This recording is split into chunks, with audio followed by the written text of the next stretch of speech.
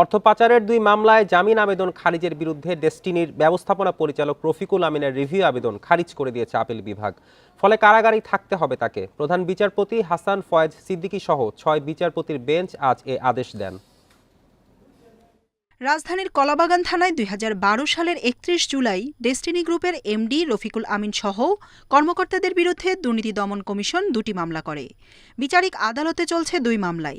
পরে পাসপোর্ট জমা দেওয়ার শর্তে হাইকোর্ট সে সময় রফিকুল আমিনকে জামিন দিলেও দুদকের আবেদনে তা স্থগিত হয়ে যায়।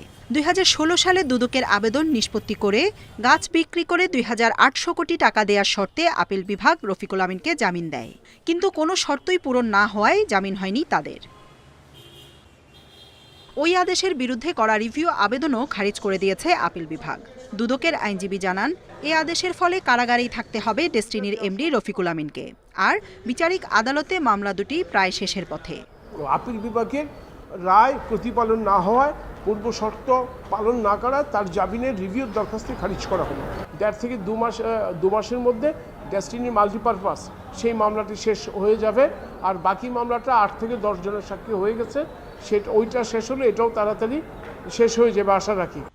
বাস্তবে গাছের অস্তিত্ব না থাকায় 2800 কোটি টাকা দেওয়ার শর্ত পূরণ করা যায়নি বলে জানান আসামির আইনজীবী। কন্ডিশন ফুলফিল না করলেও ওনার এই মামলায় আইনের আন্ডারে যতটুক সাজা হওয়ার কথা উনি ম্যাক্সিমাম সাজাটাই অলরেডি কারাভোগ করে ফেলছেন। So therefore there is nothing to complied with. মামলার অভিযোগপত্রে বলা হয়, 2008 সাল থেকে ডেস্টিনি ট্রি প্ল্যান্টেশন প্রজেক্ট ও মাল্টিপারপাস কোঅপারেটিভ প্রজেক্টের মাধ্যমে বিনিয়োগকারীদের কাছ থেকে 4000 কোটি টাকার বেশি সংগ্রহ করে, পরে যা তারা আত্মসাৎ করে।